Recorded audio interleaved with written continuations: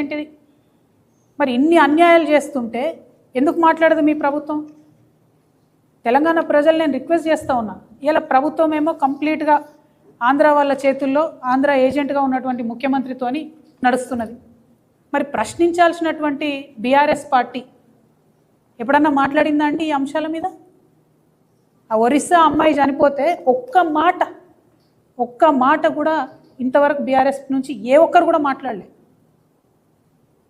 ఎందుకోసం? ఏం లాలూచి ఉంది? లండన్ లాలూచి ఇది.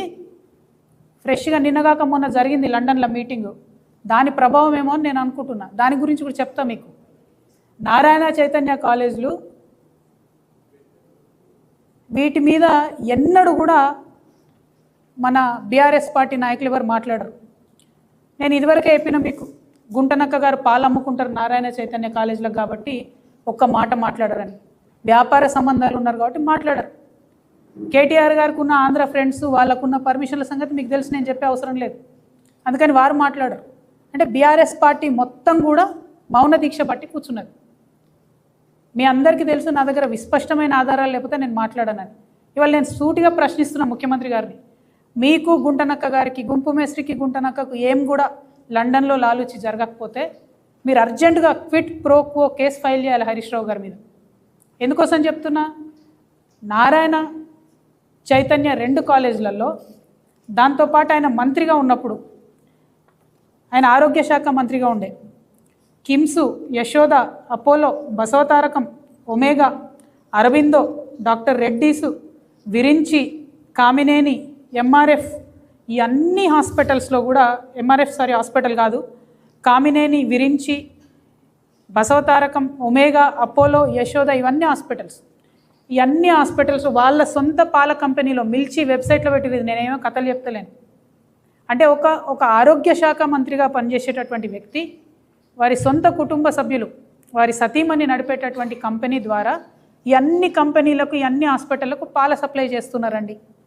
అంటే చిన్న సన్నకు కాదు, తెలంగాణ ప్రజలకు నేను లెక్కలతో సహా చెప్తున్నా. ఈ హాస్పిటల్స్కు కోట్ల రూపాయల పాలను సప్లై చేశారు. నారాయణ చైతన్య ఆంధ్ర సంస్థలకు, నారాయణ కాలేజీకి రోజుకు 2000 లీటర్ల పాలు, నెలకు 5 కోట్ల రూపాయల పాలు, చైతన్యకు 5 కోట్ల రూపాయల పాలు వెరసి 2018లో హరీష్ రావు గారి కంపెనీకి 8 సంవత్సరాలు నికరంగా లెక్క తీసుకున్నా కూడా ఇప్పటి వరకు 960 కోట్ల రూపాయల పాలను కేవలం నారాయణ చైతన్యకు మాత్రమే హరీష్ రావు గారు సప్లై చేశారు. 960 crores 8 yearsలో. అంటే ఒక మంత్రిగా ఉన్నటువంటి వ్యక్తి తన ఇన్ఫ్లుయెన్స్ని వాడి, ఇది క్విట్ ప్రోకో కాదా అండి? ఇది ఓన్లీ నేను నారాయణ చైతన్య లెక్క చెప్తాను. ఇప్పుడు నేను చదివిన హాస్పిటల్స్, కిమ్స్, యశోద, అపోలో ఇవన్నీ చెప్తలేను. అంటే ఎన్ని వందల కోట్ల పాలు ఇక్కడ సప్లై చేశారు. ఇక్కడ ఒక వ్యాపారం సప్లై అన్నటువంటి ఇష్యూ కాదు. ఇక్కడ ఇష్యూ ఏంటంటే హరీష్ రావు గారు పాల వ్యాపారం పెట్టింది 2018లో, కానీ అంతకన్నా ముందే తెలంగాణలో అనేకమైన డైరీస్ ఉన్నాయి. మస్కర్తి డైరీ 1965లో పెట్టింది, కరీంనగర్ డైరీ 1971లో పెట్టింది, జెర్సీ డైరీ 1986లో పెట్టింది, ముల్కనూర్ ఉమెన్స్ కోఆపరేటివ్ డైరీ 2002లో పెట్టింది, సుజలా డైరీ 2002లో పెట్టింది, వైష్ణవి డైరీ 2004లో పెట్టింది, మదర్ డైరీ ఇది ప్రజలు నడుపుకునేది, హయత్ నగర్, నల్గొండ, రంగారెడ్డి మిల్క్ యూనియన్, ఇది కాకుండా గవర్నమెంట్ డైరీ విజయ డైరీ ఉన్నది. మరి వీళ్ళకి ఎవ్వరికీ వ్యాపారం రావద్దట. ఏం విజయ డైరీకి 1000 కోట్ల వ్యాపారం వస్తే నష్టమా? పాడి రైతులకే లాభం జరుగుతుంది కదా. నేను ముఖ్యమంత్రి గారిని విస్పష్టంగా డిమాండ్ చేస్తున్నా, మీకు హరీష్ రావు గారితో, గుంటనక్కతో ఏం లాలూచి లేకపోతే, లండన్లో ఏం అగ్రిమెంట్ జరగకపోతే తక్షణమే జీవో రిలీజ్ చేయండి. ఎనీ స్కూల్, ఎనీ హాస్పిటల్, స్కూల్లో 500 పైచిలుకుంటే జీవో ఇవ్వండి, విజయ డైరీ పాల్గొనాలని చెప్పండి. ప్రభుత్వం భూమి ఇవ్వలేదండి యశోద హాస్పిటల్కి? అంటే హరీష్ రావు గారు హెల్త్ మినిస్టర్గా ఉన్నప్పుడు యశోదకు భూమి ఇస్తారు, అదే యశోద నుండి ఆయన కంపెనీకి పాల ఆర్డర్ తీసుకుంటారు. మరి ఇది క్విట్ ప్రోకో కాదా? దీని మీద ఏం ఎంక్వైరీ జరగదా? చేయాలని చెప్పి నేను ప్రభుత్వాన్ని డిమాండ్ చేస్తున్నాను. ఇదంతా ఎందుకు ఇంతసేపు చెప్తున్నా నేను అంటే, బీఆర్ఎస్ పార్టీ కంప్లీట్గా కాంప్రమైజ్ అయిపోయింది. కోర్ వాల్యూస్ ఏవైతే ఉంటాయో, తెలంగాణ విలువలు ఏవైతే ఉంటాయో వాటిని పక్కకు వదిలిపెట్టింది, వ్యవస్థీకృతంగా అవినీతిని చేసింది. పాల వ్యాపారం హరీష్ రావు గారికి, రియల్ ఎస్టేట్ పర్మిషన్లు మున్సిపల్ పర్మిషన్లు రామారావు గారికి, ఇసుక వ్యాపారం ఇంకొకరికి, ఇక చాలా మంది ఉన్నారు, ఒకటి కాదు రెండు కాదు. ఇట్లా వ్యవస్థీకృతమైన అవినీతి చేసింది. మళ్ళీ ఇప్పుడు ఏమంటారు, ఇక కాంగ్రెస్ ఫెయిల్ అయిపోయింది, మేమే వస్తాం గవర్నమెంట్కి అంటారు. కాంగ్రెస్ ఎట్లా ఫెయిల్ అయిపోయింది, వచ్చే అవకాశమే లేదు. కానీ బీఆర్ఎస్ మళ్ళీ గవర్నమెంట్లోకి వస్తే ఈ వ్యవస్థీకృతమైనటువంటి అవినీతిని సహిద్దామా? నేను ప్రజలను అడుగుతా ఉన్నా, మిమ్మల్ని నేను ఒకటే రిక్వెస్ట్ చేస్తూ ఉన్నా. కొత్తగా వచ్చినటువంటి మా పార్టీ పారదర్శకతతో పనిచేయాలనుకుంటుంది, అవినీతి రహితంగా పనిచేయాలనుకుంటుంది, జవాబుదారితనంతో పనిచేయాలనుకుంటుంది. వెన్నుపోటు రాజకీయాలని దయచేసి ఎంకరేజ్ చేయకండి. కొత్త పార్టీలకు అవకాశం ఇవ్వండి, రాష్ట్రంలో కొత్త ఆలోచనకు అవకాశం ఇవ్వమని ప్రజల్ని కోరుతున్నా. నిన్నగాక మొన్న ఒక ఇంట్రెస్టింగ్ న్యూస్, సంచలనమైన న్యూస్ మన పత్రికా మిత్రుల కోసం చెప్తున్నా. మెదక్ ఎమ్మెల్యేలు అందరితో కలిసి హరీష్ రావు గారు మీటింగ్ పెట్టుకున్నారు. ఆ మీటింగ్లో కూర్చున్న ఒక ఎమ్మెల్యేనే నాకు ఈ ఇన్ఫర్మేషన్ షేర్ చేశారు. ఏమని, ఎన్టీ రామారావు గారిలాగా కేసీఆర్ గారు కూడా గొప్ప మనిషి, కాకపోతే ఆయన కొడుకుకి వారసత్వం లేదు, కాబట్టి బీఆర్ఎస్ పార్టీ నాకే వస్తుంది, మనం మెదక్లో అన్నీ కూడా గెలుచుకుందాము, తర్వాత బీజేపీతో అగ్రిమెంట్ పెట్టుకుందాము అని చెప్పి వారు స్పష్టంగా చెప్పినట్టుగా ఎమ్మెల్యే గారు నాకు చెప్పడం జరిగింది. అంటే మెదక్ని వేదిక చేసుకొని బీఆర్ఎస్ పార్టీని హస్తగతం చేసుకొని ఎన్టీ రామారావు గారు పేరు తీసిరంటేనే ఈయన కేసీఆర్కి వెన్నుపోటు పొడుస్తాడు అనేది మనం స్పష్టంగా అర్థం చేసుకోవాలి. మరి బీజేపీలతో ఈయనకు అండర్స్టాండింగ్ ఉందని నువ్వెట్లా అంటావంటే, ఒక పేరు చెప్తున్నా రాసుకోండి, Raj Pushpa open sky villas.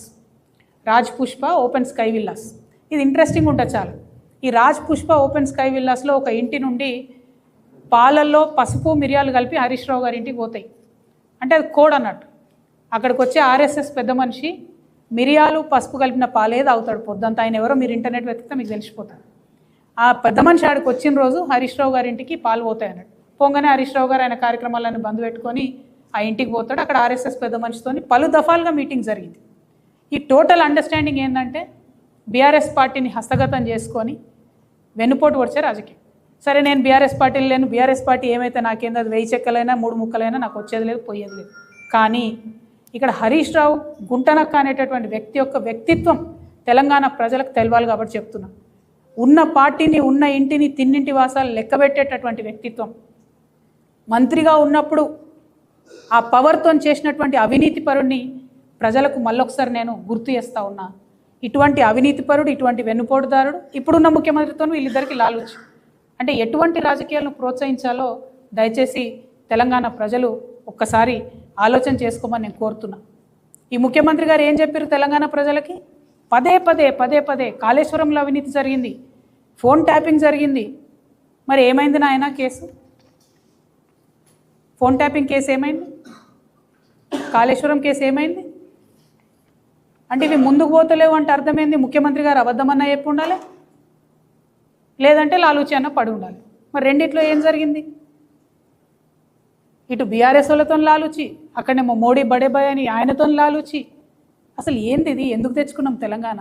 ఇటు ఆంధ్రోలతో లాలూచి, పొలిటికల్ పోస్టులు వాళ్ళకి ఇచ్చుడు, ప్రాజెక్టుల గురించి మాట్లాడతాడండి ముఖ్యమంత్రి గారు.